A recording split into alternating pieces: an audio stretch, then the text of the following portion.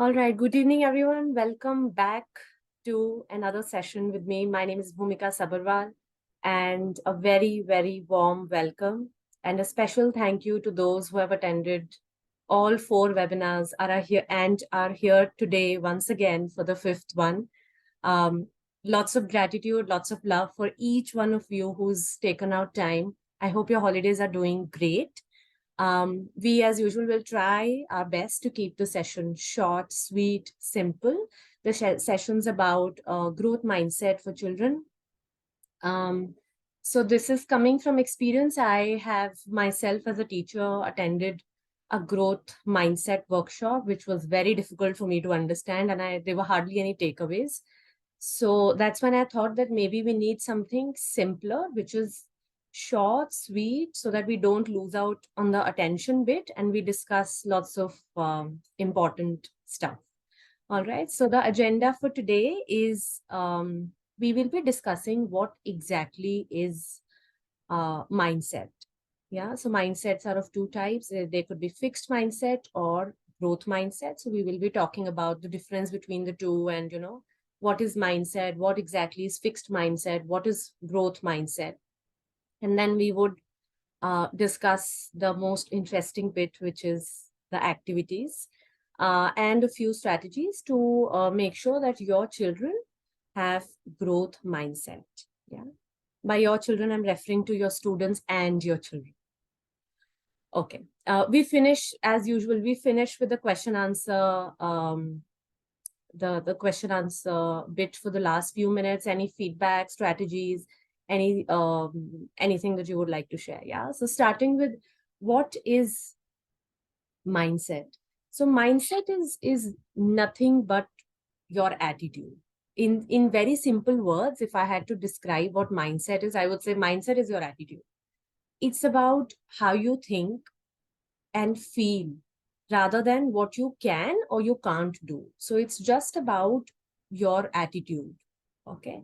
Whether you think or you can, whether you think you can or think you can't, you are right. This is in the words of Henry Ford. I repeat, whether you think you can or you think you can't, both ways, you're right. Yeah. So if you've ever spent time with a little toddler, some of you would have babies and children at home as well, then you would probably have noticed how inquisitive they are. They enjoy every little thing. They enjoy experiencing new things in order to learn more about the world. You will also have lots of silly questions with them, and then we wonder, oh, why this question, that question. But how inquisitive are they, right? But then it's not the case when we grow older. As we grow older, we fear failure. Yeah, we fear changes. We might not feel ready to take up new challenges. So that's the difference in the mindset, and that's what we are going to be talking about today. All right. So remember, mindset is your attitude. It is a mental attitude that determines how will you interpret and respond to several situations. Let's talk about fixed mindset. So we were talking about fixed mindset, and fixed mindset is when the students believe that their skills, talents, and overall intelligence are fixed traits. Fixed traits. What do we mean by fixed traits? We mean that they cannot be developed, they cannot be changed. They may resist learning and trying to improve, typically feeling embarrassed when they do not understand something. So this is a fixed mindset when they feel that their intelligence, whatever they have been born with, this is it. Nothing will change over a period of time. Yeah, so that's fixed mindset when you believe that the intelligence or the traits, the personality, the skills that you're born with, that is there to stay. Yeah, it will never change. That's fixed mindset. Those who've joined in early, we just started, and I was talking about fixed mindset when the students believe that their skills, talents, intelligence, everything that they are born with is a fixed trait. That by that I mean that when they believe that nothing can change. Now it is what it is and it can never change. So that's fixed mindset. However, growth mindset is totally different. And growth mindset is, as the name suggests, is all about growth. Growth mindset is when the students believe that their basic abilities, intelligence, and talents can be developed with effort, learning, and consistent practice. Their abilities are are just a starting point. They don't believe that everybody is same. Yeah. And but they understand that people can eventually, with people with time, can become smarter, faster, stronger if they train properly. Yeah. So that's growth mindset, totally opposite to what fixed mindset is. So we today are going to be discussing what exactly can we do in our classes to make sure that our students don't have a fixed mindset and rather have a growth mindset. Here's a short video, it's just a 1-minute video. We'll watch this. The video talks about the differences between growth mindset and fixed mindset. I hope it is audible.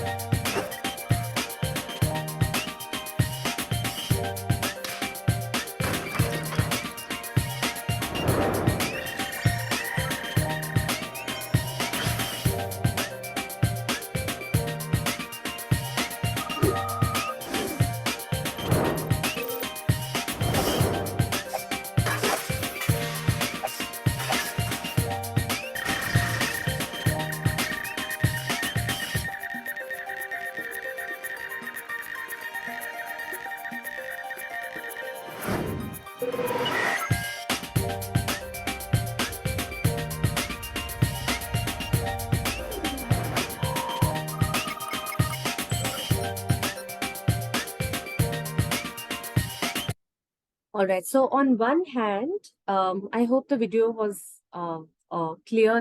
It's just the starking difference that exists between fixed and growth mindset. On one hand, a student with fixed mindset avoids challenges, as you can see in the image. A student with growth mindset would rather view challenges as opportunities and would look forward to challenges than avoid them. A person with fixed mindset would probably be jealous of someone else's success, or feel threatened when someone else is succeeding, or a student who's got like 98%, he would probably not go talk, ask for help. Whereas a student with growth mindset would rather approach that person and ask, hey, how did you score this well? What are your strategies and how did you do this well in exams? Yeah. And they would not rather feel threatened, they would rather feel inspired. Yeah, so this is a great image. You may take a screenshot of this.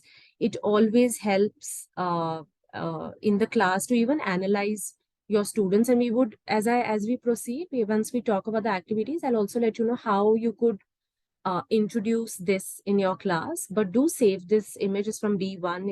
It's available on Google as well, but you could take a screenshot. A student with fixed mindset would give up very easily. They would need lots of motivation to stay intact and to put in effort. Whereas a student with growth mindset would consistently work hard towards their goal. I think we have the images right there. It's very self-explanatory. I hope the difference is clear. In case there are any doubts, then we could discuss at this point. If not, I'm guessing we're good to go. I'll just check the chat box. If there are any doubts, you may please unmute or let me know. And if the difference is clear, then we go ahead to the next bit, which is exciting. All right. So do you want your students to have a growth mindset is my question. And I am sure that the answer would be Yes, a big yes. I would say a big yes. So we're going to be talking about the most awaited bit, and that's the activities. Number one on the list. So I have 10 of my most favorite here, but I'm sure some of you would already be doing this in your classes, and if there are many more, I'm sure. Feel free to discuss that with us so that we all can take notes. I could take notes and learn from you as well. All right. So the first one is the most basic and the most important one. You have to let the children know how their brain works. These students with fixed mindset, they probably don't understand that brain has a capacity to grow. Yeah. And it's a very powerful way to show kids that they are actually capable of trying new things all the time, which is going to lead to development of their brain. Yeah. So just knowing that they can grow their brain anytime and every time they try something new would really help them to empower them. And this way they will not even feel discouraged and demotivated. Yeah. I think it's a good idea to treat when you're introducing this to them, explain it to them, explain it to them that brain is a muscle. Yeah, brain explain like let them imagine brain as a muscle that gets stronger every time they learn and practice a new skill. It's just very simple that every time they practice new skill they become smarter. Yeah, because the muscle becomes stronger. All right. Number two on the list is the power of yet, very, very important. I think it's equally important for children as it is for us. When a child says, "I can't ride my bike," I've said this as a child, but when a child says, "I can't ride my bike," instead of telling them, "You can do it," which I mean, it's fine. It doesn't help them in any way. You should rather say, "You can't ride your bike yet, but you can learn how to do it." So the word "yet" can very easily, it's just a three-letter word, can very easily change a negative, discouraging sentence to a positive sentence which promotes growth.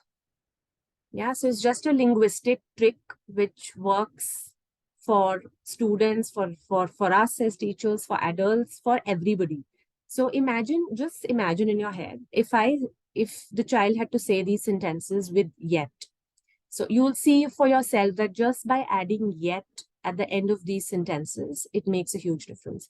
Sentences like, "I can't do long division. I can't speak Spanish. I don't have the skills to answer this question." Or maybe something like, um, "I don't understand dependent and independent clauses." Yeah, so such simple sentences, just by adding "yet," the sentence doesn't sound negative at all. And it looks like, you're still trying to get there. You're not there yet, but you're trying to get there.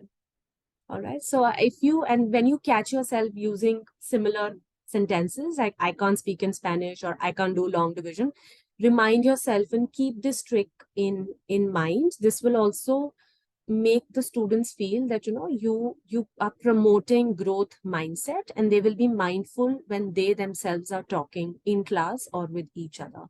Is just for them to realize that everything is possible with is just about time, consistent practice, and trying different learning techniques. Maybe this technique is not working for me right now, so I feel I can't speak Spanish, but maybe some other technique will work with me, and that's when I will be able to speak in Spanish.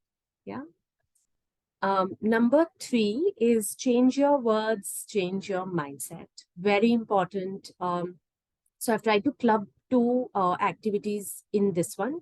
The first one is just when you ask the children to, create a list of positive alternatives for the things that we say, which demonstrate fixed mindset.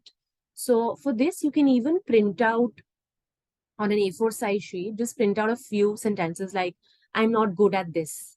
And without giving them the growth mindset sentences, you ask them, give them small sticky notes and ask them to reframe. How could you say this to portray growth mindset? You could, for example, as the one I've mentioned in the slide, I'm not good at this yet, but I can get better if I practice.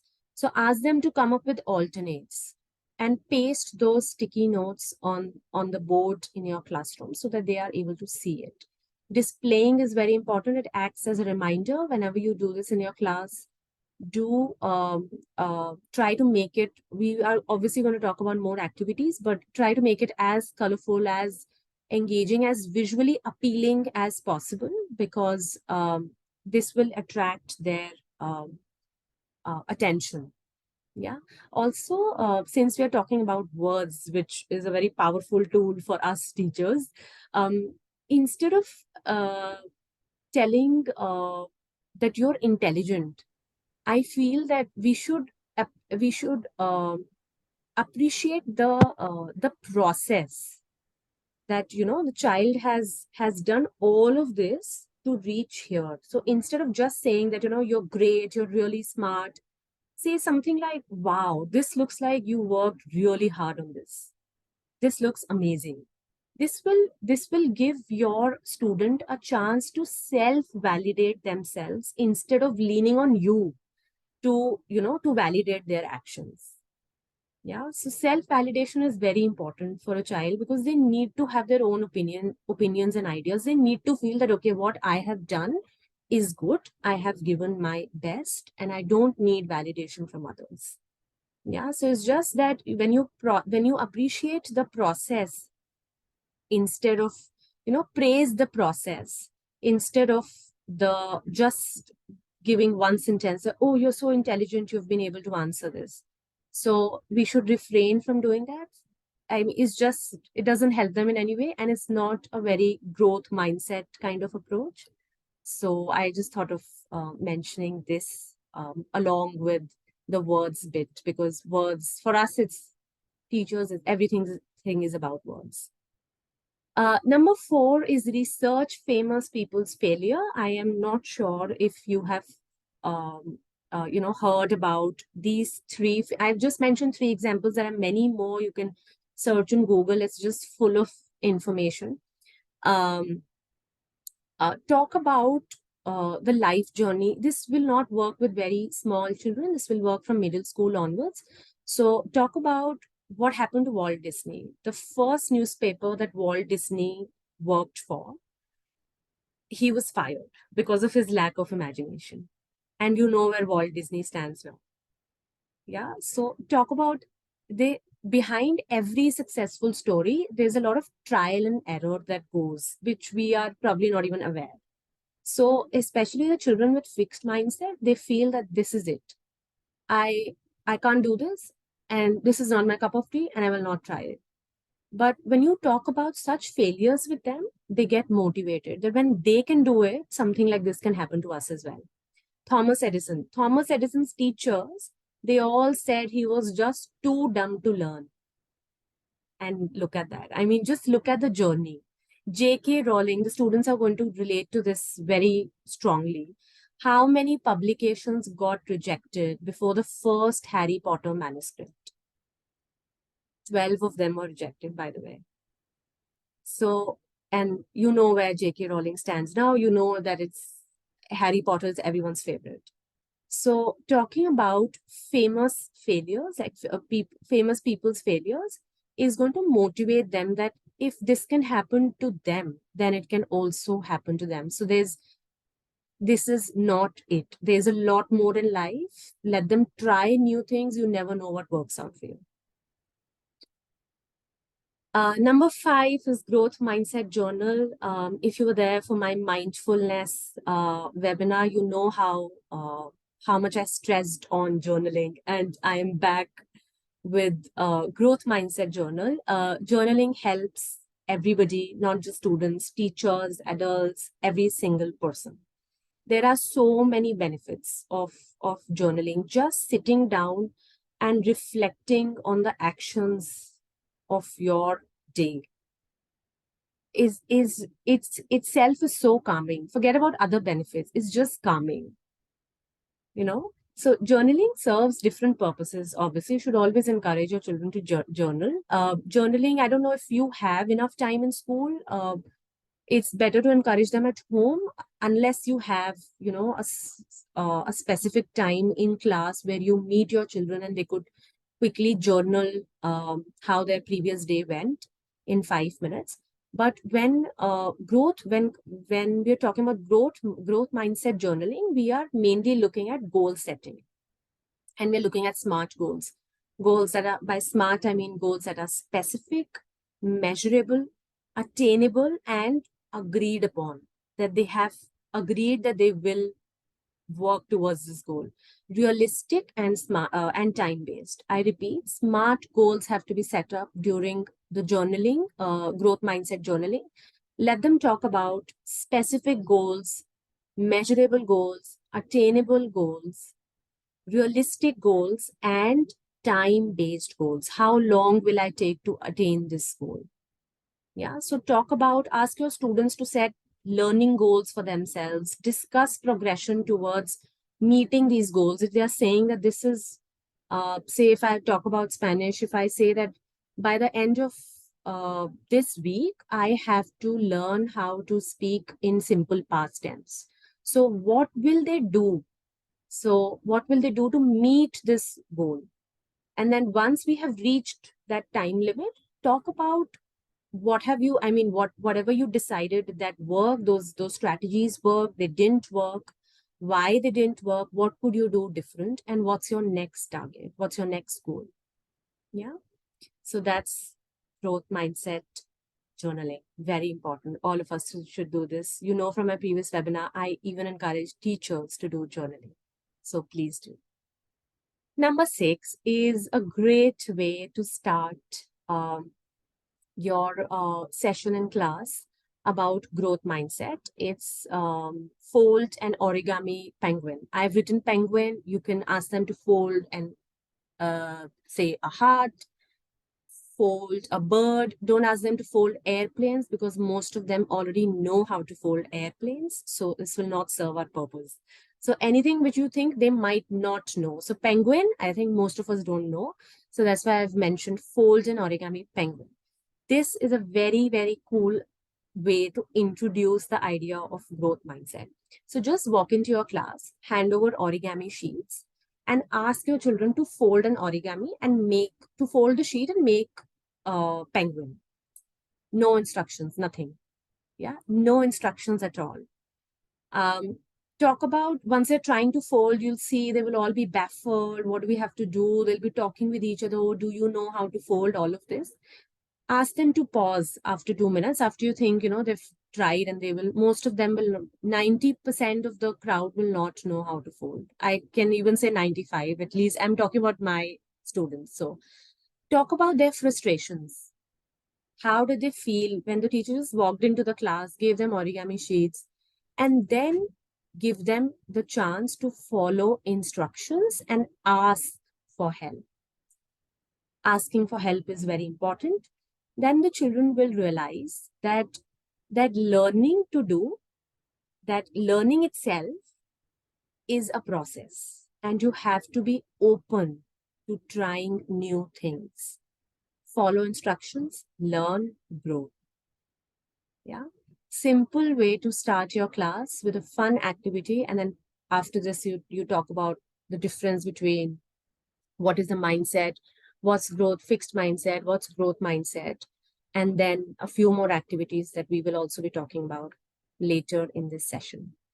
Number 7 is the accomplishment jar. When kids struggle to learn something new, looking back at all hard things that they managed to learn in the past is a great, great way to motivate them.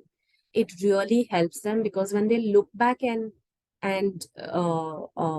look back at their progress, that I've come a long way. I wasn't even able to speak even a single sentence in English, and now see where I am. Yeah, so accomplishment jar is a very simple idea. It's a very easy idea, and the children feel very confident about their abilities when they put in the chits in accomplishment jar. What you have to do is just get a jar, or if you don't have a jar, you can even get a carton or, small box, slips of paper, and a label for your child, for your student to design. And, you can have some cute, I usually like to make it visually appealing. So you can have, like, for example, you can have birds, you can have flowers.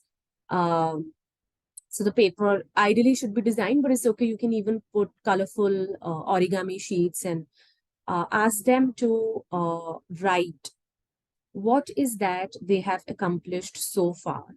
So this can be done on the first day itself. It can be as simple as something as, riding a bike, playing a new sport, learning a new skill at school. Maybe they've learned sketching, maybe uh, they've learned a new word. I mean, as simple as that. So what is that they feel that they have accomplished in a certain duration? Give them a duration.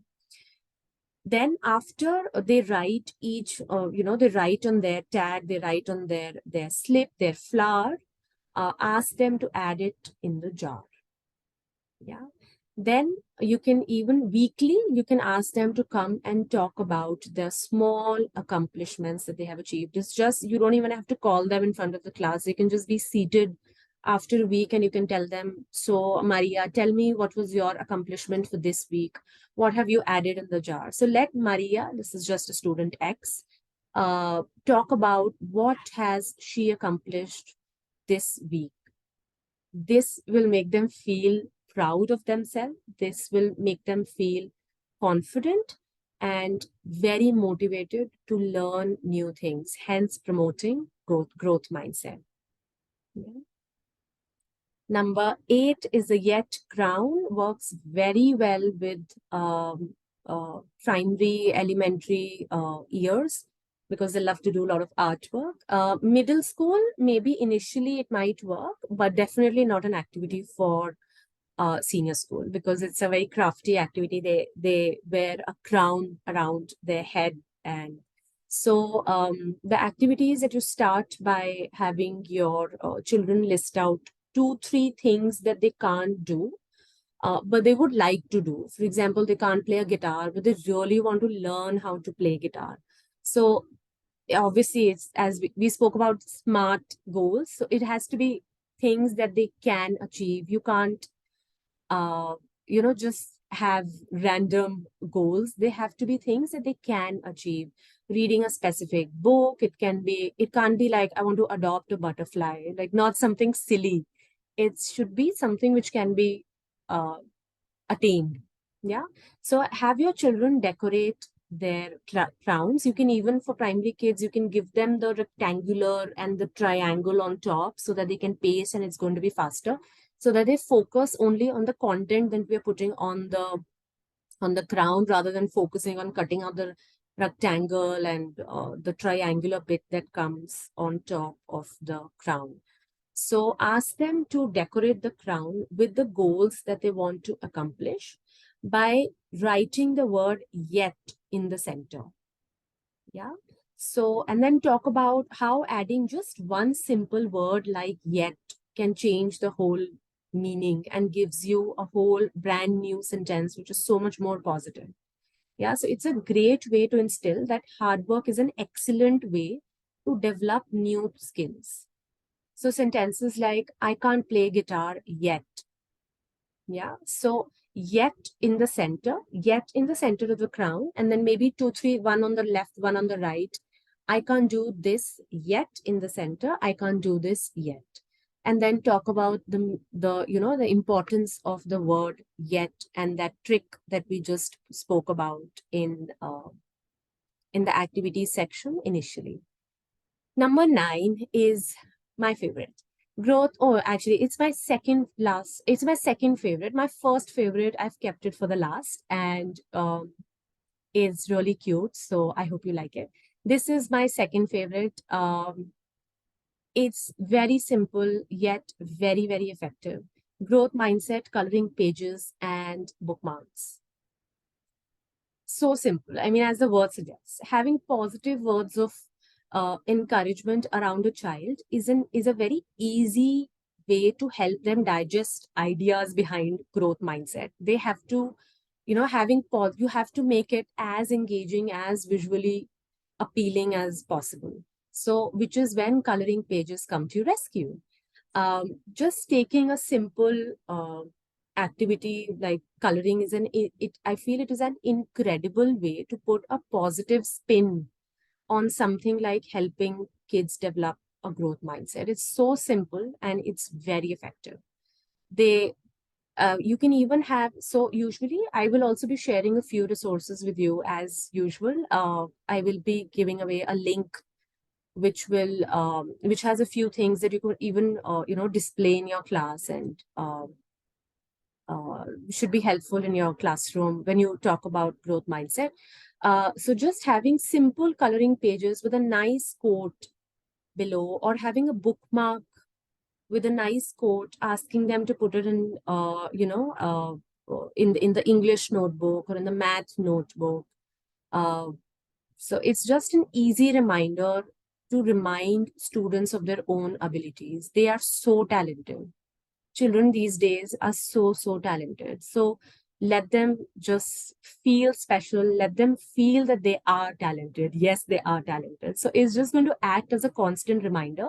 You can even do this at home with your own children. Have a nice quote ready, hang it on from the window. You can even have it just have a cool bookmark for if your child is into reading. Ask them to make a nice, cool, vibrant bookmark. You can have them as door hangers. You can have them on the fridge. If you have a magnet, just have it on a nice paper, put a magnet on top, and it can be there as a reminder for them. And definitely on the bulletin boards of a class. That's our first space, I think, that comes to mind. Number 10 is my favorite.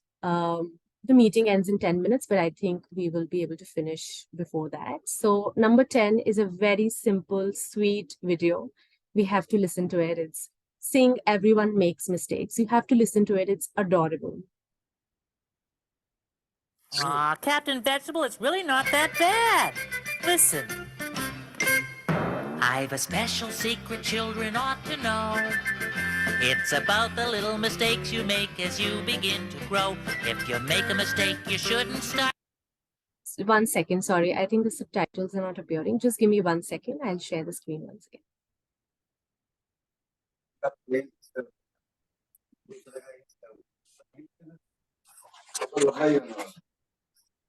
Right here. Just 1 second.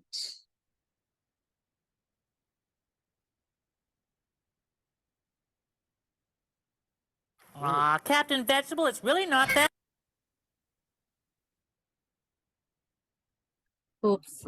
Time to cry. Mistakes are not so bad, and here is why. Oh, everyone makes mistakes, so yes, they do. Your sister and your brother and your dad and mother too. Big people, small people, matter of fact, all people. Everyone makes mistakes, so why can't you? Guess you're right. Tell me more about this, Big Bird.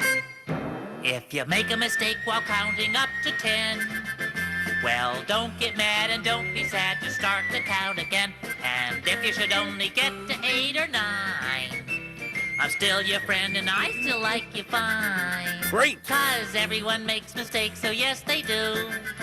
Your sister and your brother and your dad and mother too. Big people, small people, matter of fact, all people. Everyone makes mistakes, so why can't you? You hear? Milk all over the floor. Well, your mom. So this was my favorite one from all the activities that we just discussed. It works really well with all children, all age groups, even in senior school, because they find it really silly and funny. So we come to the end of this webinar, and I am forever grateful to each and every one of you who always take out time to attend my sessions, my webinars, and I see some comments in the, if there are any questions, I'm just going to quickly go through everything, and we close the webinar once we have catered to all the questions. Thank you. Thank you so much. Just try to keep it simple. I have to, before the session ends, I have to share the link to the folder that I have for you. Just give me 1 second. It's called giveaway. Share.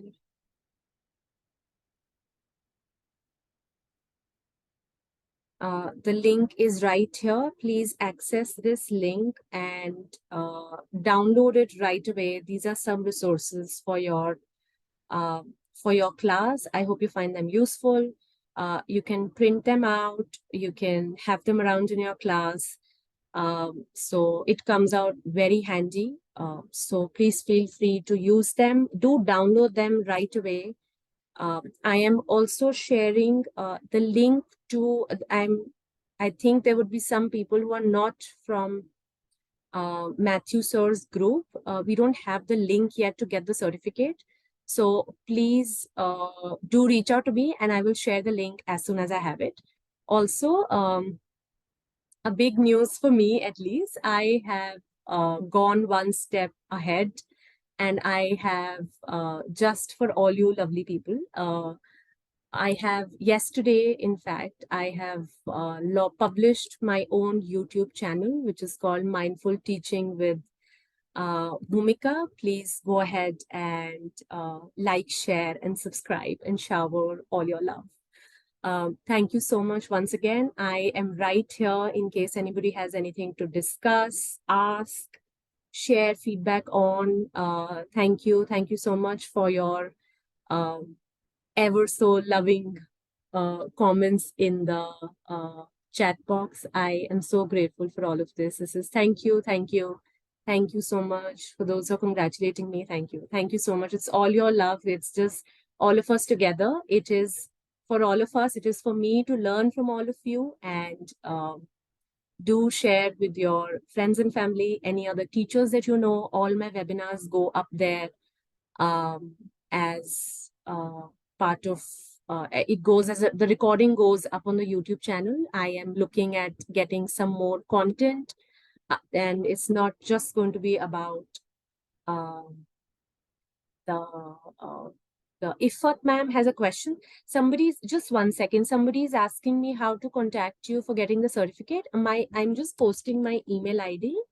I will, if you're not from Matthew Sir's group, please do email me. And once I have the link, I will reply back with the email link. Ifat ma'am, do you have a question? No, ma'am, it's not a question. I just want to add on what you just said regarding your workshop. I just wanted to add on, since you were mentioning about listening part. So I agree with you. Listening is more than waiting for other person to stop talking.